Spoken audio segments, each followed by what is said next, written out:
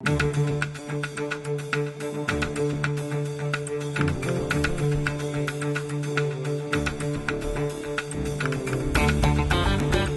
afternoon, and welcome to what I've been looking forward to as the highlight of this year's CELT conference. I'm really honored and delighted to have Dr. Brenda Allen here as our keynote speaker. I've thoroughly enjoyed this last day or so, having a chance to meet her and be with her. She is full of such incredible ideas that offer such an opportunity for our campus.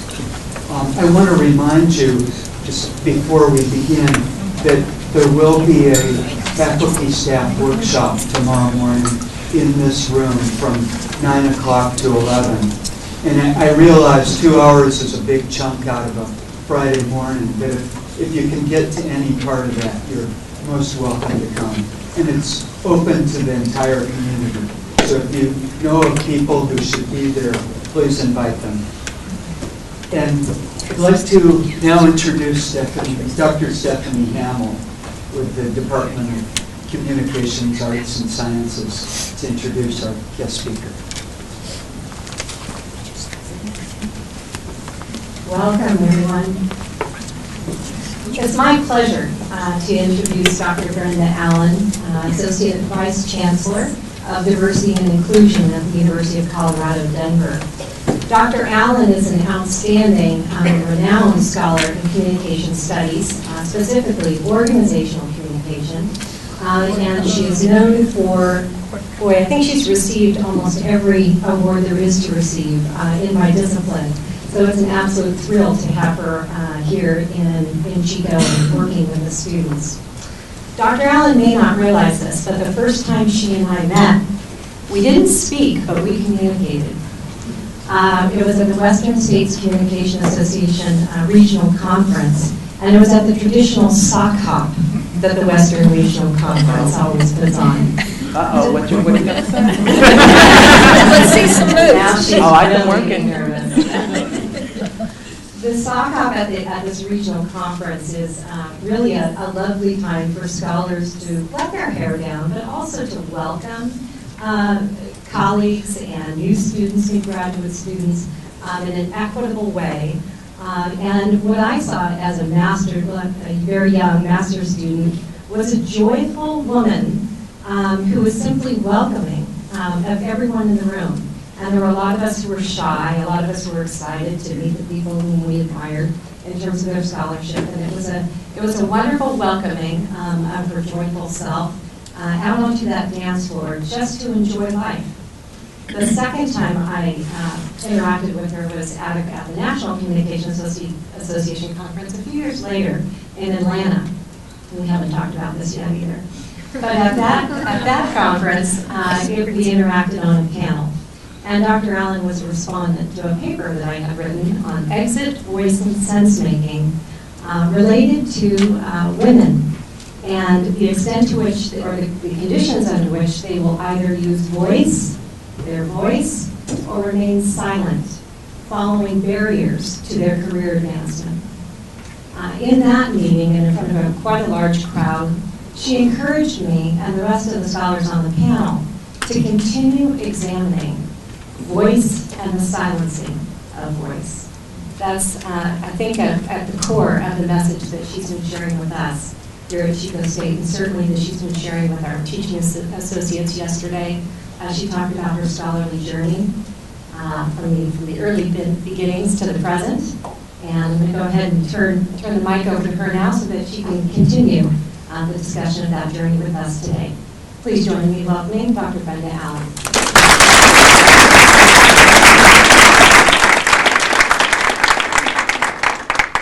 Good afternoon. It's a little lukewarm. Good afternoon. Good afternoon. It's much better. It's been so warm here in many ways. I was surprised to hear it's sort of a little weak. Good afternoon. I am indeed so honored to be here. Thank you so much for that wonderful introduction. Thank you to Lee and his phenomenal advisory board. In fact, those of you who are here, would you please stand?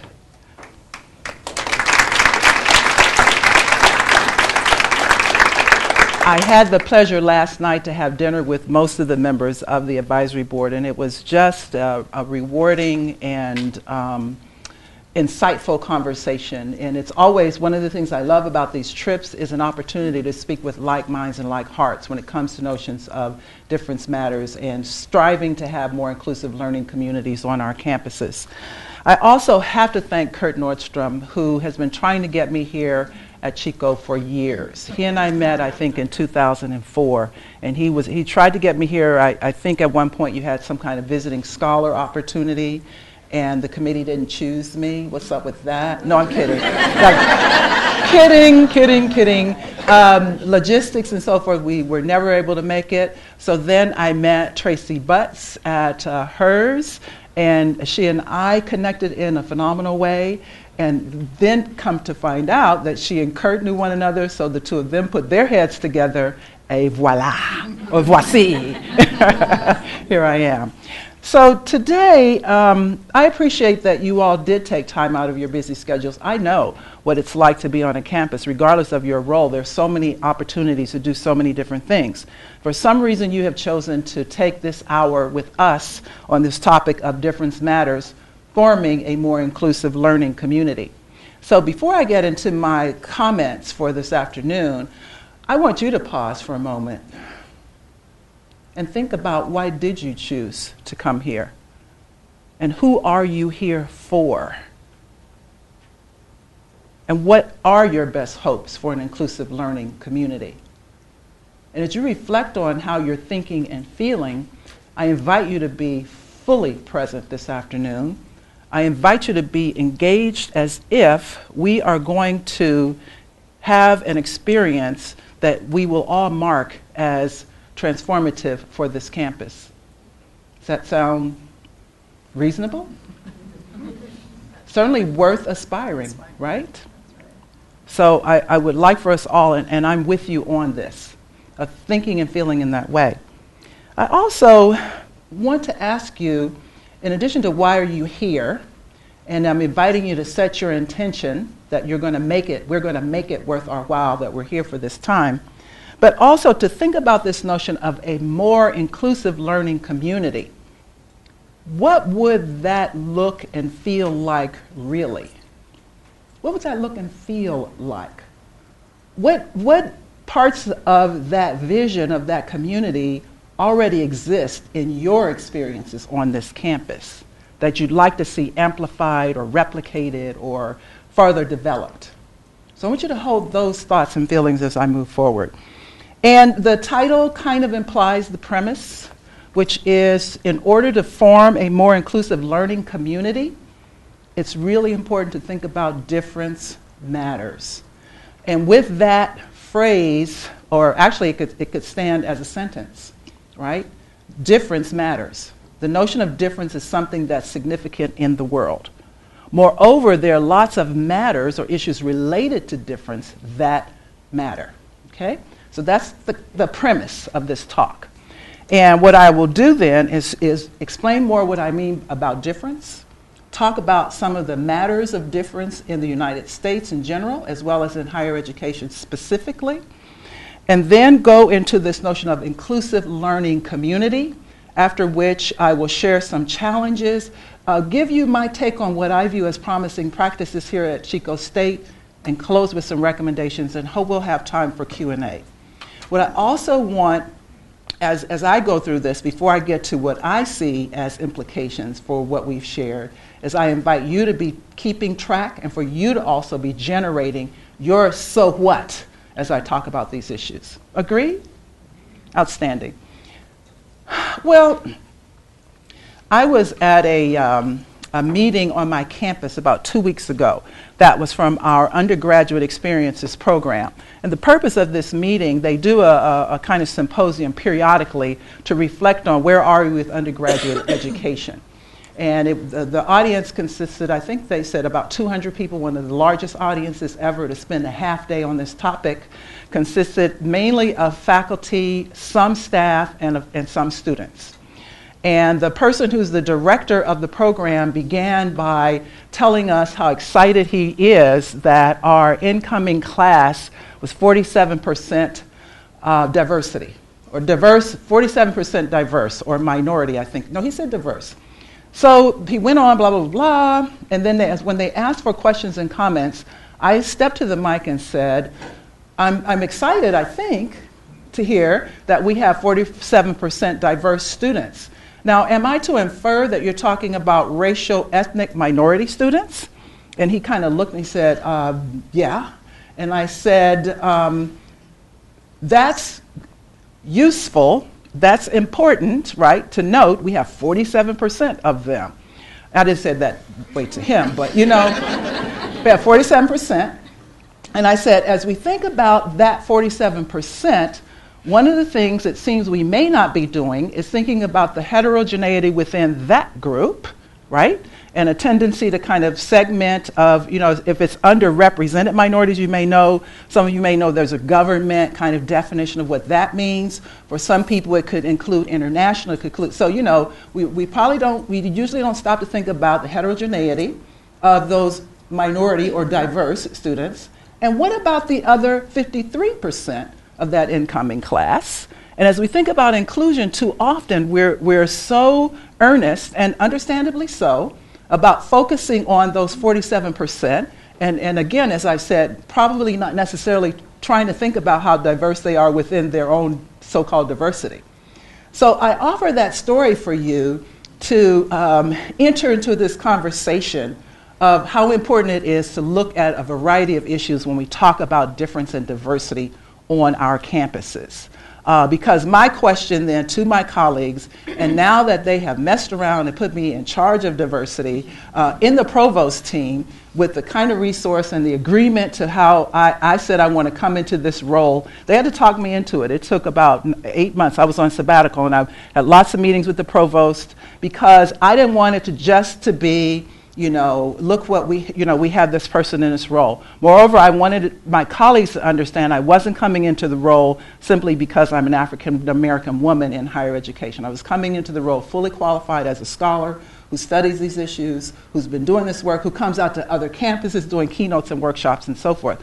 And I also wanted to take a strategic, sustainable, and systematic approach to diversity issues. And I also am bringing this definition of inclusion, which for me means no matter who you are, faculty, staff, or student, you step onto our campus, and you interact on our campus, whether it's in the classroom, whether it is going to the bursar's office, whether it's getting a snack, you have a sense that somebody has anticipated that you're going to be on this campus, they welcome you, and they want you to succeed. So that's what inclusion means for me. Now, that definition, some may say, well, that's so broad. That definition also requires us to be thoughtful about those persons who have been underrepresented.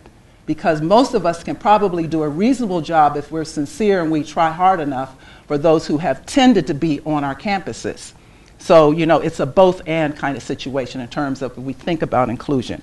So again, that story is my way of setting us up.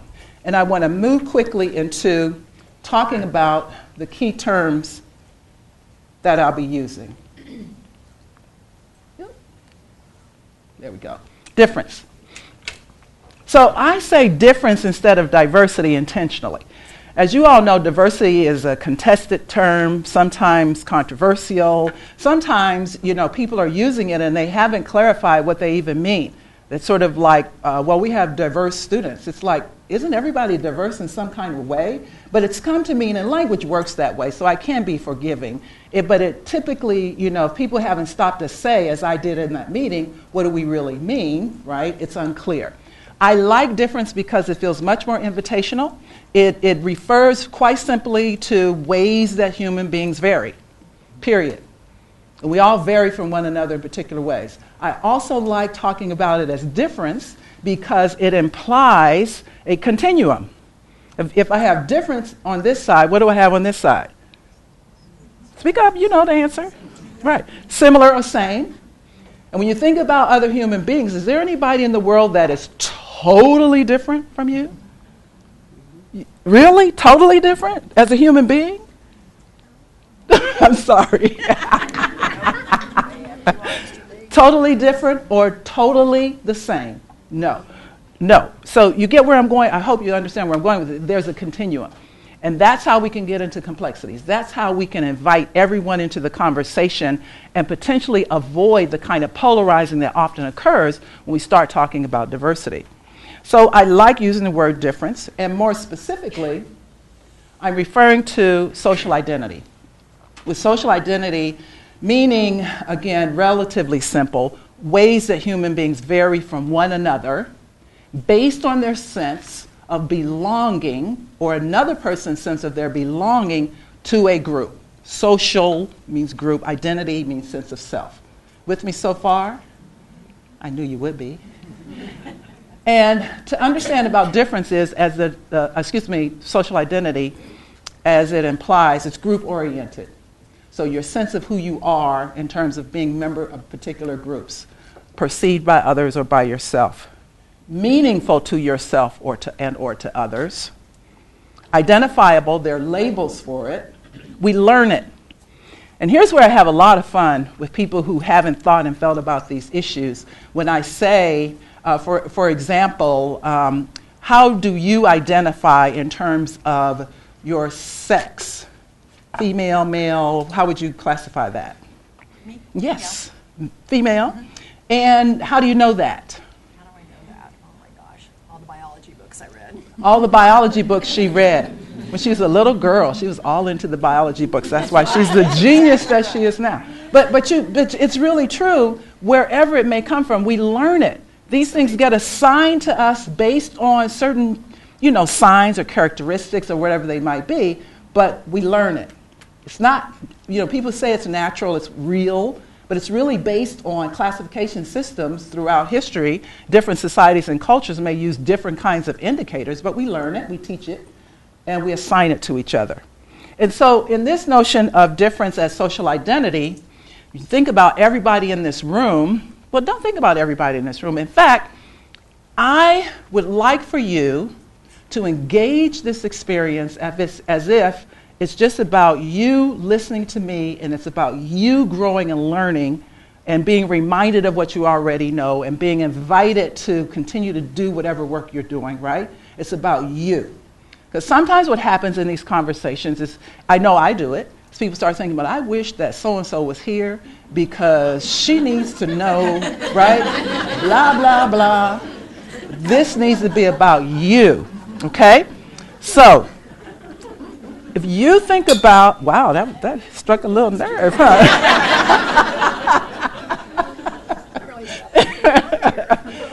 So to think about it in that regard, and if I gave you time to write as long a list as you could of your social identities, right, with which you identify, right, how you would classify yourself based on this definition, group-oriented, membership, meaningful to yourself and sometimes to others, identifiable, learned, and assigned.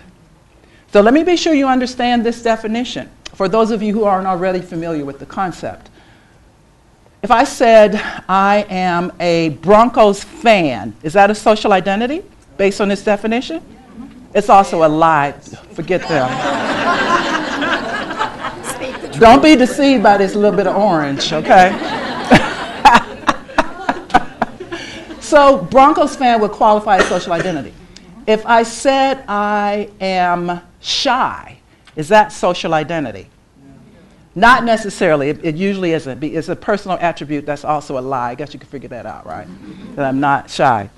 So, given that definition, given that you understand it, imagine how long your list of social identities would be, right? Now, look around you and understand, just as you know yourself to be that complex person who could potentially, need more time to keep writing a list, the more you thought about it and dug deeply about your social identity, how complex they also are, then think about when you meet a person or even people you already know, how often do you pause and remind or reflect on this person, I see these kinds of cues that I've been socialized to pick up on, and oftentimes make a decision, quite frankly, to approach or not based on that. There's so much more to that person than that, okay? So I focus on, however, social identity categories that are especially salient in the United States. Granted that each of us individually is extremely complex, would have a long list of how we know ourselves to be, right? In the United States, there are particular social identity categories that matter more than others, okay? And I focus in particular on gender, race, social class, age, ability, sexuality. Beginning to factor in religion is a little more challenging for me personally to work through religion and also to think about talking with people about religious identity. But it's something that I'm determined to move through because it is so very important. Nationality, these are the ones that are particularly salient. And with each of these categories, there has been a tendency, and that persists in the United States, for whatever category you would put under, for example, gender, there's the likelihood that you are more likely to have privilege and a sense of entitlement because of that category, and if for the other as a dominant, right, and the other as non-dominant. And I think you all are familiar with these concepts. They're not new for you. But again, what I'm doing is inviting us to reflect on how complex they are more than we tend to look at them. So that's the same person standing before you who could say as an African American, or really I prefer to call myself black, and that's contextual from when I was a little girl. James Brown told us, say it loud, I'm black and I'm proud. And it was at a time where I had been taught to call somebody black was one of the worst things you could say to them as another African American person or as another Negro or colored person, which is really a shame because that's an example of internalized oppression. We're teaching ourselves to hate ourselves. That happens with all non-dominant groups, though. I mean, we had a song that says, so when you're white, you're right, and when you're brown, stick around. But if you're black, ooh, baby, I'll get back, I'll get back, I'll get back. We're singing this as little kids, right? And having fun with it and simultaneously indoctrinating ourselves, okay? But as I'm saying, though, that these are the kinds of issues in terms of social construction of identities for us to keep in mind. And so I could say to you, you know, as a black person, I realize I'm likely to experience certain kinds of discrimination, right? But I also could say to you as a straight person, I realize, and it was hard-won realization, that I have incredible privilege as a straight person, that I married a male, right? And he also happens to be black and about my same age, so it's like people, you know, that's cool, you know, good for you, right? Yay, finally, I heard from some people, you know, who questioned my sexuality because I hadn't gotten married until I was old and wise. So I trust you get my point, which is these issues are complex, and so for any of us, as we think about the 7 or 8 categories I mentioned, that there are some that will be obvious to others or they think it's obvious. With the race piece, what often happens is people who can't, you know, people say to them, what are you? You know, because there's something that, you know, the skin to the hair, the nose can't quite make it out. And then it's like, why does that even matter? I mean, it proves the point that somehow these issues matter. And why then do these issues matter? The one that we hear more than anything, of course, is population trends and projections, in particular related to brown people, right? In the United States, there's just going to be more of them than ever before.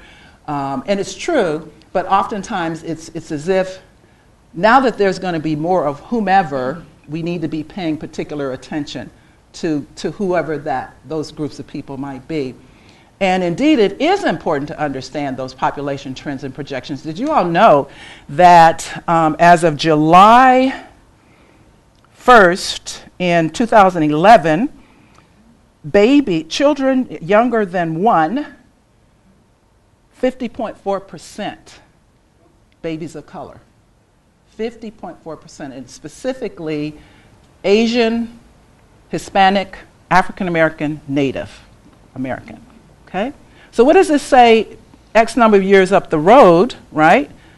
The potential pool for college students, unfortunately, the pool is not going to, it's just not, no matter how much work we do, because we have too many inequities to face, the pool is not going to equal that proportion because many of those babies of color also are in lower class families and are likely to have particular kinds of educational experiences, experiences with the way the media depicts them, et cetera, et cetera, et cetera, that they won't even graduate from high school. But a lot of them are.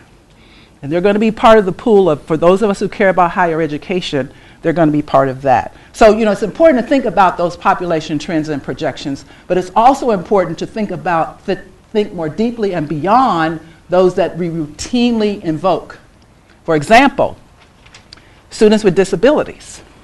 Some of you know better than the rest of us that that's an increasing population that has to do contextually with the fact that K through 12 are now preparing and educating students with disabilities in a much more, what should I say, productive and inclusive way. In fact, you may know, inclusiveness and inclusive teaching originated with the idea of including students with disabilities into the mainstream. So more and more of those students are now vying for and will be vying to come to college. Veterans, extremely important group, that sometimes has intersecting issues in terms of ability, in terms of mental challenges, physical, right, of being old, returning and being older, having lived a kind of life that the others in the classroom probably could never relate to. We also have baby boomers like myself who may now need want or need a different career. You also have, in terms of GLBTQ persons, a likelihood of coming out and being very cognizant of and wanting particular kinds of understandings of who they are. So you get where I'm going again in terms of difference matters, that the population trends and projections we tend to hear about are important, as well as these other kinds of developments within our society, which, you know, the other buzzword is globalization, an important buzzword. I hope I'm not coming across as, you know, being sarcastic or a little skeptical. All of these issues are extremely important. Globalization gets invoked, and justifiably so. I mean, I haven't heard much on this campus, but many campuses, international students are another population to be mindful about and thinking about how are we being inclusive. On my campus, I've become recently aware of not international students, but students who are the first generation of families who have immigrated to the United States and immigrated themselves as persons who are professionals, et cetera, et cetera. And that's a different kind of group than other students who are first generation. And certainly first generation students. So you get where, I trust you see where I'm headed with this. Really, we need to understand these complexities. And with globalization being a key part of how we hope to be preparing our students to be in the world, the kinds of experiences I hope we're giving them in the classroom, the kinds of things we're helping them dare to dream in terms of who they can be as a global citizen. And difference matters because of persistent inequities that you know, people often claim we're post-racial, and I don't know what kind of Kool-Aid they're drinking. I really don't.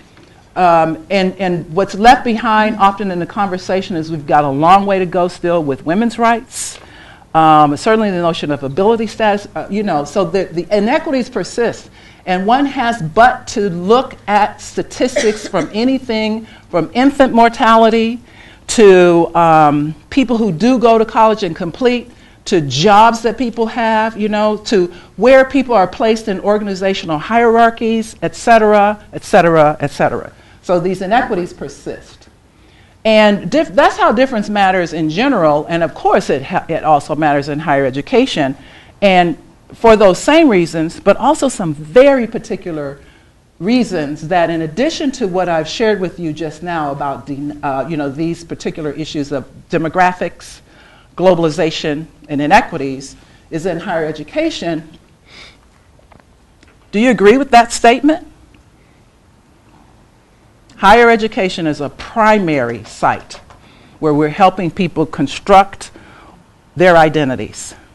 Primary site. I mean, we play such a pivotal role, and I don't know that we really stop and think about the pivotal role that we play in terms of helping our students become who they are, who they might be. Pivotal role. And it's increasingly a site, as I've just given you an overview, and you already know it, of where Students and us are encountering the kinds of differences I just spoke about, increasingly. So we matter. And we have phenomenal potential to be that context for change in the world, even as we are that site too often that perpetuates, that reinforces all of the kinds of isms that there are in the world through our curriculum, through the ways we interact with our students in curricular and co-curricular events and activities, through our neglect. Is one of the questions or one of the comments I ended up making at my own campus the other week, which was, all right, so if we even just take that 47% students of color, 53% white students as our incoming students, right? If we just looked at it along those lines, and those lines are important, the racial ethnic lines, I asked my colleague, so what? Right? So they're here. We expect them to optimize that opportunity. Some of them will, right? Some of them will. I love when I'm walking around campus and maybe just looking at students in the food court and seeing, visibly racially mixed groups of students interacting with one another. And it doesn't necessarily look like a study group. I mean, it's great when it's that, but look like some of them are actually making friendships, right? But left on their own, given the ways we have socialized them and ourselves, for the most part, they're not likely to really optimize this opportunity. Even as they are likely when they leave us to be in jobs and other situations where some of that racial ethnic diversity is going to be replicated, and we've missed that opportunity to help all of them understand how they can make the most of that. So one way to think about it comes from a quote from Paulo Freire. If you would stand. Do you need the mic? I don't think so. I think I have a pretty dry line. Nice and long. Let's see. Education either functions as an instrument which is used to facilitate integration of the younger generation into the logic of the present system and bring about conformity, or it becomes the practice of freedom, the means by which men and women deal critically and creatively with reality and discover how to participate in the transformation of their world. Very nice, thank you. Give her a round. Now, of course I don't agree that it's a total either or. I think there are degrees, even as I believe that message from Paulo Freire is so compelling.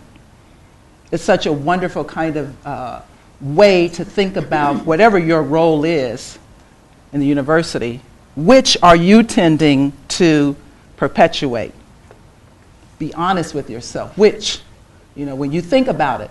And if you're honest with yourself and you realize, whoops, or whoa, then it becomes, all right, so, if you care, what do I do differently? What are my resources? What's my recourse along those lines? If you believe you are more participating in transformation, what else can you do? Who else can you get to help you with it? Many challenges when it comes to these issues. Denial that any isms exist. These notions of difference and oppression and privilege and domination and inequities, hard for people to talk about. Very hard. False dichotomies, I kind of alluded to that earlier, of you're either this or that, as opposed to understanding their degrees and complexities. Of thinking about, even with race, surprises me that oftentimes conversations are still about black people and white people. And with each of those labels, making a whole homogeneous group of each of those labels. Neglecting, even as our society does a pretty good job, if you really pay attention, of showing the diversity of white people. If we think about media, curricula, et cetera. So that gets shown.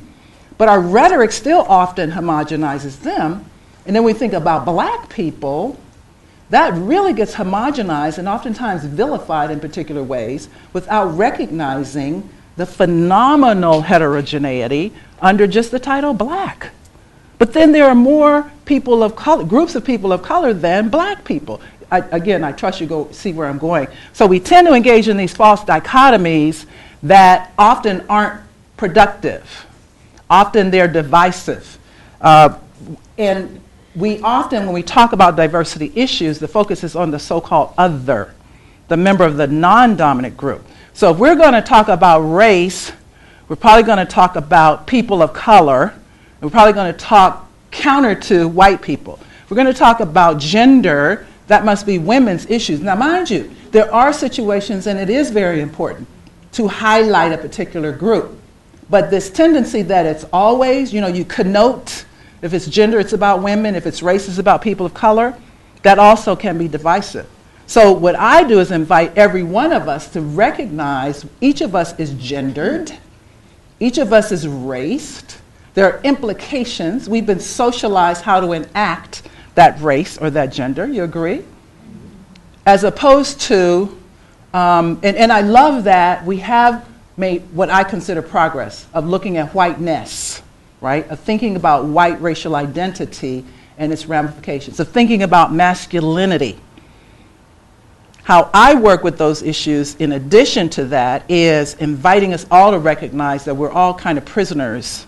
We all have the script.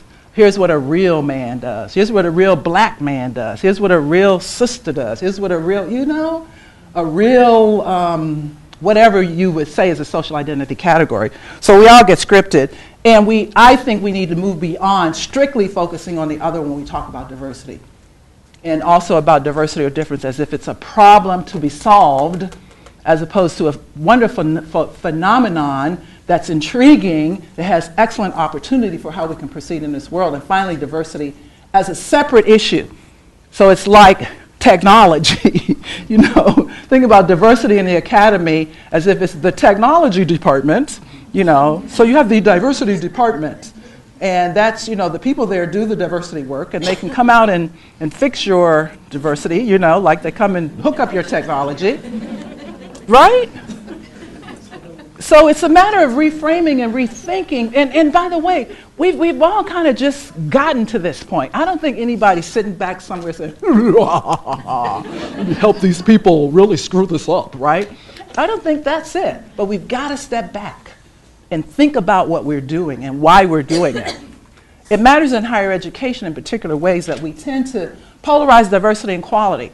That comes in language like, someone sent me, in fact, interestingly, it was an African-American woman who sent an email saying, I'm looking for an African-American student to work on this project, and I'd like someone really smart. So I don't know if that was an insult to me that I would choose somebody not smart to work on our research project, or if that was her she didn't think about, kind of qualifying that. So that tends to happen. That's just one stark example. Diversity by the numbers. We want the demographics to equal that of our region. That's really an important goal. Don't get me wrong. But if that's it, that's the focus, it's back to that so what and then what. One of my colleagues succeeded in recruiting, I think, about 4 African-American faculty to her department. A dean did. And so she was so glad she could say, we got 4 of them, It's almost like this objectifying, actually, sometimes unintentional, I think. Within 2 years, 3 of them were gone, and 1 isn't happy. Because there was no thought about what you were bringing these people into in a variety of ways. So that's a matter to think about. We tend to perpetuate institutional isms all over the place, again, through curriculum, through a variety of choices we make, through how people get appointed to positions, to the policies we use to promote people in a variety of roles that have to do historically with how these things tend to unfold in organizations, in systems, in the United States in general. Still oftentimes relying on traditional pedagogy, which, by the way, going back to what has happened for inclusion and teaching, beginning with students with disabilities, research reveals that a whole lot of different kinds of students like to mix it up in terms of pedagogy. This is not just, for a culture, people who may come more from an oral culture. And I know some of you know, learning styles range across all student groups. So, some of our traditional pedagogical styles may not be appealing to a lot of students. And how many of you went through school with that traditional pedagogy and are all excited about what your experience was? I mean, seriously, right? As someone standing there talking at you and you're furiously taking notes. You get where I'm going with this too? And again, I'm not trying to express disdain for what has gone on. I'm really more trying to invite us to observe and kind of think about, because what happens many times in organizations, the ways we communicate, ways we enact our roles, is that's the way we do things around here. And no one kind of disrupts it to say, let's think about maybe doing them differently, and here's why. I said this one already. This one is really, really important. This tendency to relegate these diversity responsibilities to certain members of certain groups, to certain units on campus, whether it's academic units or co-curricular units, as well as to tend to have silos from academic and student affairs, right? Of silos of those that have implications for all of our students, but in particular, underrepresented students. The good news is, it feels to me that you already, as you think about these various issues I've briefly shared with you, it feels to me that you are making progress based on how I read through your website, based on just being here a little over a day and having interacted with a variety of people. It feels that you are on the right path in terms of how you even think about diversity itself. We pursue diversity not just as an idea to embrace, but as a community to form. So that notion of community is so appealing. But I want you to think about the community where you grew up, okay? And as you think about the community where you grew up, think about if you could see in the minds of everybody else in the room. Do you imagine there's some similarities and some differences? Yeah, right? So our notions of community probably vary. And too often we invoke these metaphors as if we all have that same understanding. And usually with metaphors or analogies or whatever like this, then the impetus is, the ideal. It's just a lovely community, right? My neighbors, my schools, my family, right? And yet people have different experiences of that. And so I think that the idea is good, right, to think about community, but it's also important to, it's something I would recommend if you haven't done it, is to have some conversations and play with this a little bit more. But I'm going to say you're aiming more for a kind of ideal, in particular, inclusive learning community. A learning-centered environment where diversity among people and ideas is embraced and nurtured. So you want to specify what you mean by learning community. Moreover, I want to add to this what I've been trying to share with you, but I think this scholar does a beautiful job of explaining what inclusion can mean. Inclusion is not a favor for a particular group of people. It is rather a gift we give to ourselves. A way of seeing all people as interconnected and realizing that any solution must address every person. Thank you all very much for reading this. This is a way for people who like to hear and see or prefer to see. And I love involving the audience in terms of hearing different voices other than my mellifluous, I like that word, voice. Yeah, that's right.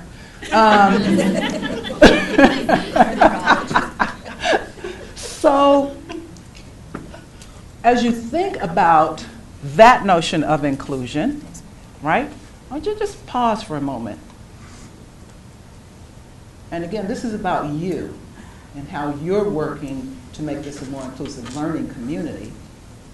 What are the implications of you, of receiving that, right? Of receiving and saying whoever you are, whatever your role is, you want to have some responsibility You want to feel some commitment to this idea. Well, as I try to close now, in terms of promising practices, one of the things I observed, which is well known in these notions of diversity in higher education, is it seems that you have really important commitment from the top, including even on your diversity website, a message from your president in which he says we have a ways to go. That's rare, which he points to the progress and what he's trying to do, but also says we have a way to go. And he talks about, he also invokes this notion of everybody's responsible.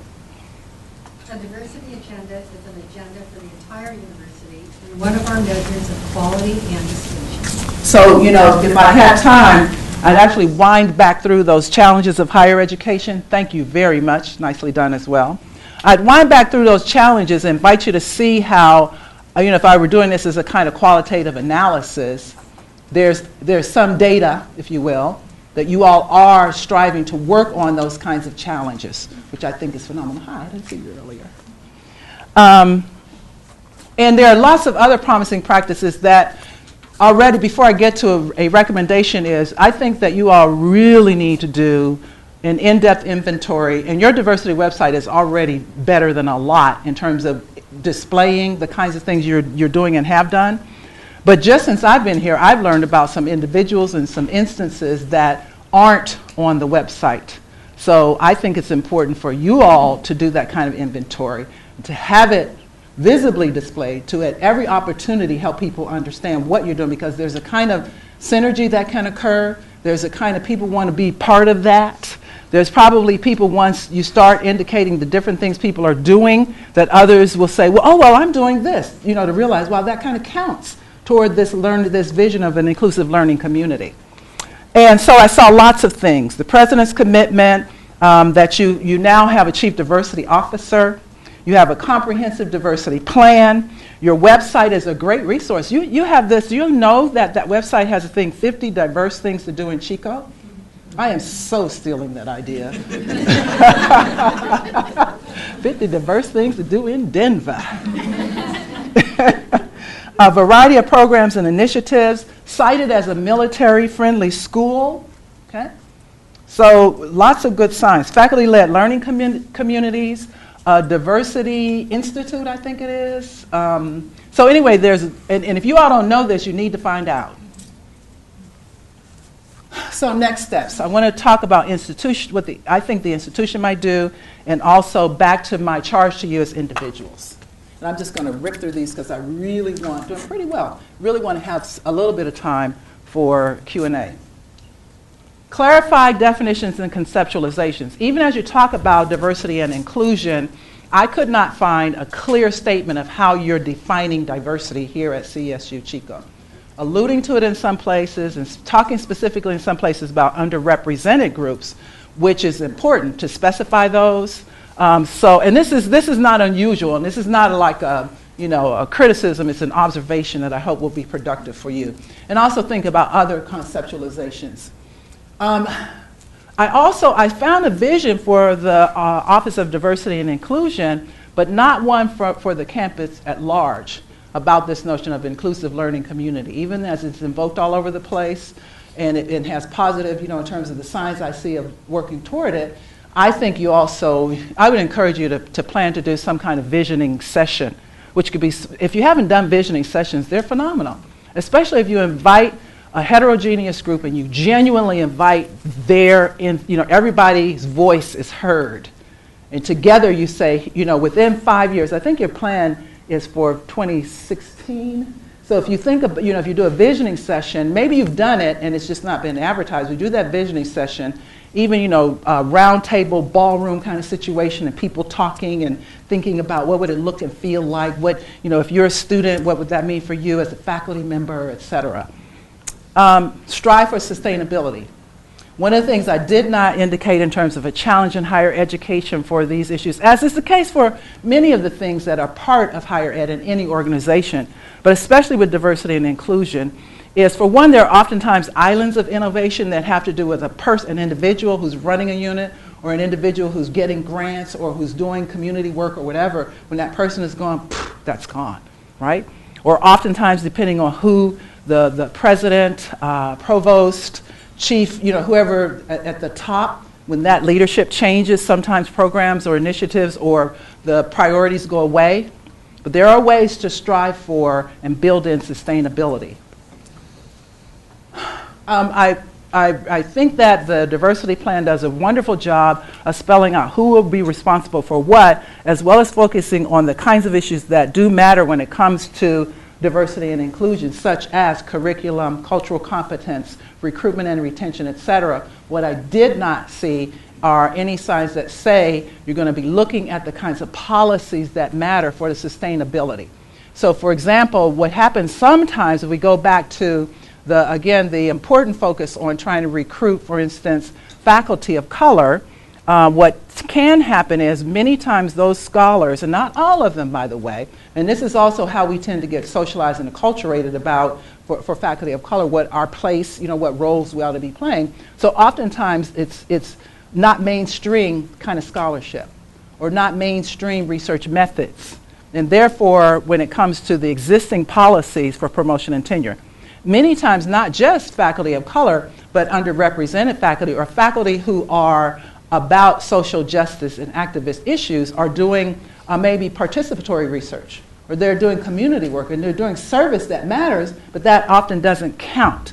So it's really important to look at those policies. That's part of the sustainability. Continue to provide ongoing professional development. There's one woman who comes on campuses and does a phenomenal job that I recommend you bring back. Did you think I was going to say somebody else? Are you kidding me? Continue to do that. But also look among your own ranks, right? Because I've already met a couple of faculty members, a couple of even students that I think you could help teach them how to lead these kinds of professional developments. So also seriously look within your own ranks. Identify and recognize those islands of innovation. Conduct, catalog, and publicize. I've already shared that one with you. Develop appropriate reward structures. Use a lot of different kinds of assessment strategies. Don't, what often happens is, again, we tend to do what we've been socialized to do. But qualitative, focus groups, those kinds of things, interviewing, serve a couple of purposes. Some of you who know about these methods already know this, but asking stakeholder groups for their opinions and their perspectives and their experiences just by itself can help in terms of being an inclusive learning community. Because you're saying, I care about what your experience has been. Give them some pizza. That's faculty who will want the pizza. No, I'm kidding. But a little meal thing. Encourage them to interact with one another. So you can do a few things at once using a variety of assessment strategies. And finally, that notion that I've talked about is really think about the complexities of diversity and engage all stakeholder groups. Just as I was leaving the other day, a faculty member in our Department of Modern Languages came up. He was so excited. He said he just got funding where he's actually got the library to agree that our custodial staff can come and use computers for doing English as an additional language. So they got funding to do that. And that's the first time I've heard of someone thinking about, when you think about diversity and inclusion, and thinking about being all inclusive, of looking at all staff, right? And looking at how, I actually get goosebumps and I actually get a little emotional when I think about, at least on my campus, the people who are cleaning up, my offices, that kind of invisible crew. They're cleaning the offices and that close, right? And maybe dusting my computer, that close to progressing, that close, right? To maybe even understanding what their children are aspiring for. And how many of us have reached out in formal, sustainable ways to make that happen? So I told him I'm so excited, and let me figure out how we can make that sustainable. He got one little grant to do it. Let's take it farther than that. We don't have time. I would have asked you for other ideas. I encourage you to work through some of those with yourselves.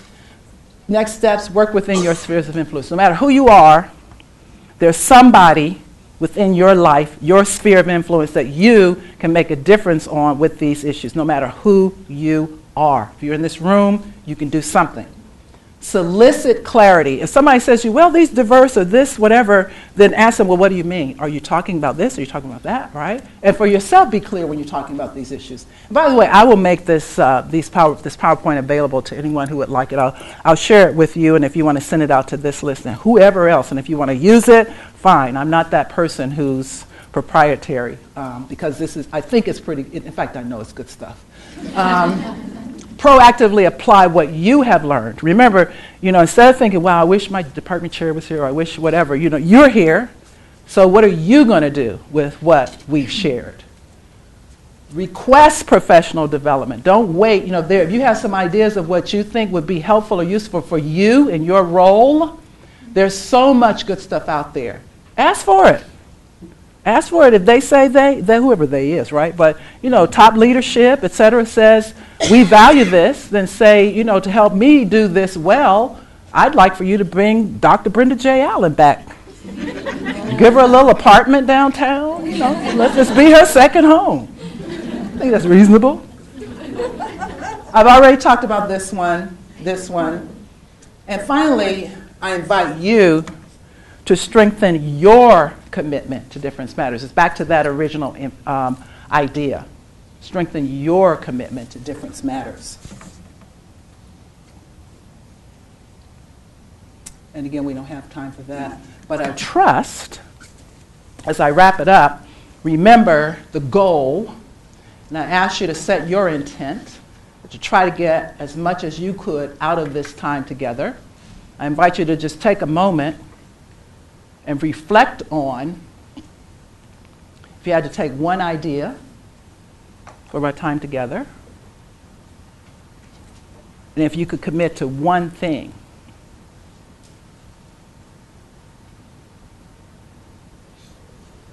Thank you.